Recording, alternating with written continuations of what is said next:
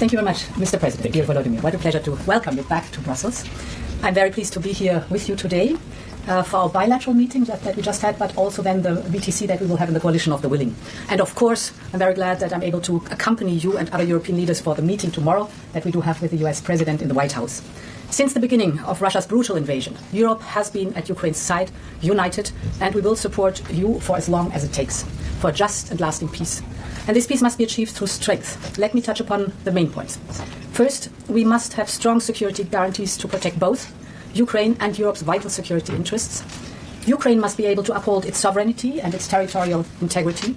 There can be no limitations on Ukrainian armed forces, be it cooperation with or other third countries or assistance from other third countries, no limitations for the Ukrainian armed forces.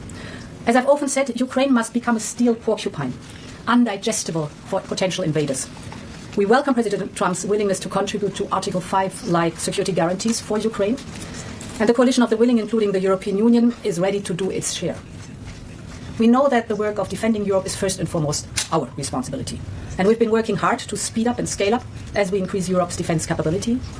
Through the SAFE instrument, we are ensuring that the defense needs of member states and Ukraine can be matched, and that Ukraine's industrial defense base is strengthened. I am thinking in particular of drones here. This is in our mutual interest, and I intend to travel to the frontline member states in the coming weeks. At the same time, we continue to support Ukraine's path to its membership in the European Union. This in itself is also a security guarantee. My second point, with regards to any territorial questions in Ukraine, our position is clear. International borders cannot be changed by force. These are decisions to be made by Ukraine and Ukraine alone, and these decisions cannot be taken without Ukraine at the table. My third and final point, as long as the bloodshed in Ukraine continues, Europe will maintain diplomatic and in particular economic pressure on Russia. We will continue to strengthen sanctions. We have adopted 18 packages so far, and we are advancing preparation for the 19th. This package will be forthcoming in early September. We know that sanctions are effective.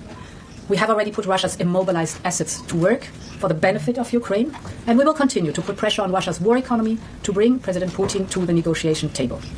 We're working with you, Volodymyr, and President Trump in this sense, and we will discuss all these topics and others in our joint meeting at the White House tomorrow.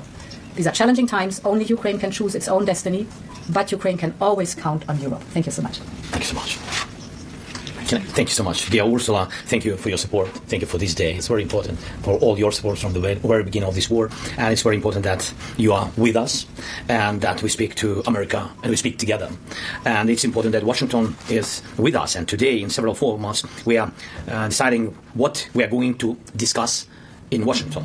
Dear journalists, it's crucial that Europe is as united now as it was at the very beginning, as it was in 2022, when the full-scale war began. This unity really helps to reach real peace, and it must stay strong. First, we have to stop the killings. Putin has many demands, but we do not know all of them. And if there are really as many as we heard, then it will take time to go through them all. It's impossible to do this under the pressure of weapons. So it's necessary to cease fire and work quickly on a final deal. We'll talk about it in Washington. Putin does not want to stop the killing, but he must do it. Second, we need real negotiations, which means they can start where the front line is now. The contact line is the best line for talking, and Europeans support this. And we thank everyone. Russia is still unsuccessful in Donetsk region.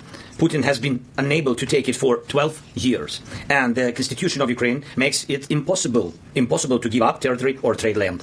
Since the territorial issue is so important, it should be discussed only by the leaders of Ukraine and Russia at the trilateral Ukraine, United States, Russia. So far, Russia gives no sign that trilateral will happen. And if Russia refuses, then new sanctions must follow.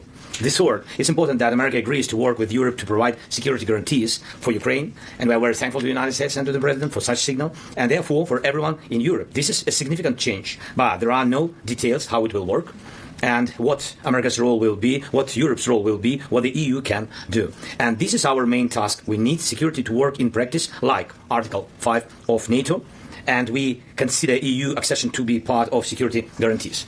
And we have heard from President Trump that America and Putin see it the same way. So we talked about the EU accession negotiations. There can be no division between Ukraine and Moldova. That would simply be a very bad move to my mind, and if such a division takes place, it will automatically mean that Europe is divided on Ukraine, that Europe does not have a common and strong position on guarantees. Many in Europe see that vision will only make things worse. And we talked about defense, and thank you very much, Ursula. We agreed to work more actively on programs such as SAFE, and I count on the support with drones. First of all, this is priority. Next, thank you for the 18th package of sanctions. It's important. We need to prepare the 19th package so that Russia sees that we are serious. We understand Russia's strategic direction. It's anti-European, and so we must continue to limit Russia's potential. Finally, we talked about the support of Ukrainian children in schools, and we have a school meal program, and it's an important program that ensures that children from every family in wartime at least receive security and receive a normal hot meal. The school year is coming soon, and I asked Ursula to help us improve this program. It's our children, it's our future, everything for them. Thank you. Thank you.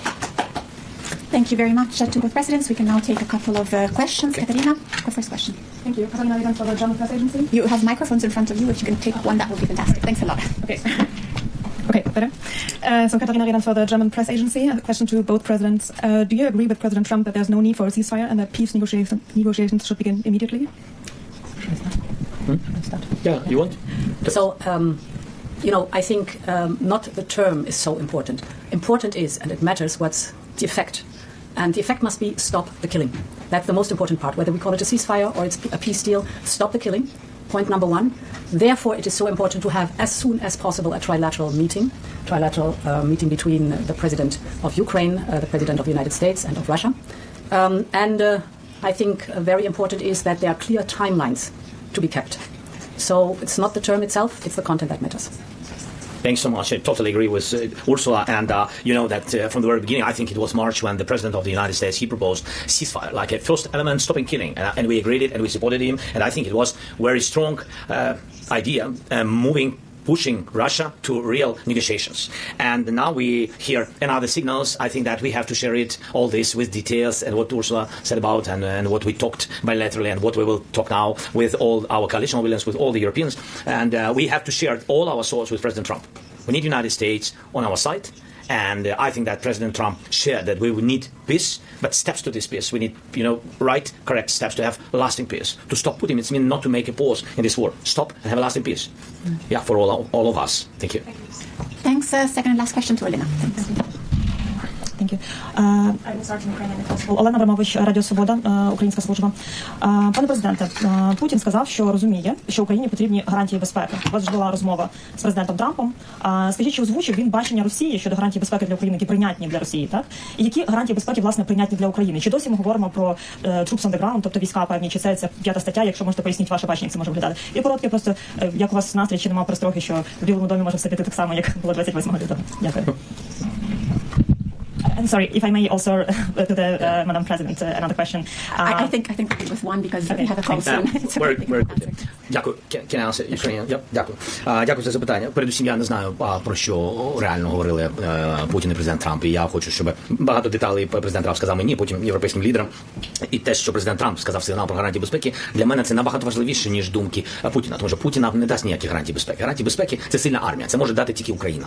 Фінансування цієї армії – це може дати тільки, я вважаю, Європа. Зброю для цієї армії це може дати наше внутрішнє виробництво, європейське виробництво, але є дефіцитні речі, які є тільки у Сполучених Штатів Америки. Оце, я вважаю, гарантії безпеки. Чи підключають, чи є troops on the ground, чи є така захист, як у деяких інших держав в небі, ви знаєте про що, чи є у нас можливість мати сучасний total number of air defense.